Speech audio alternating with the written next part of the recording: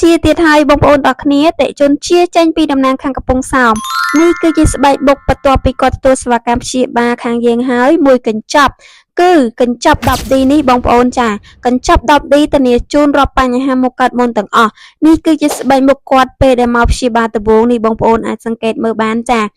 ហើយនេះគឺជាស្បែកមុខបន្ទាប់ពីគាត់ទទួលសេវាកម្មព្យាបាលខាងយើងហើយចាឃើញថាស្បែកមុខរបស់គាត់គឺស្អាតសឹងតែ 100% ទៅហើយនេះបងប្អូនបញ្ហាមុខគាត់មកដំបូងចាចឹងសម្រាប់បងប្អូនដែលគាត់មានបញ្ហាមុខកើតមុនគ្រប់ប្រភេទទាំងអស់សូមប្រកាសតែម្ដងមុនគ្រប់ប្រភេទទាំងអស់បងប្អូនមិនភ័យមិនបារម្ភទេមកព្យាបាលនៅមជ្ឈមណ្ឌលត្រីក្រហមក្រុមហ៊ុនត្រីក្រហមគឺធានាជូនស្អាត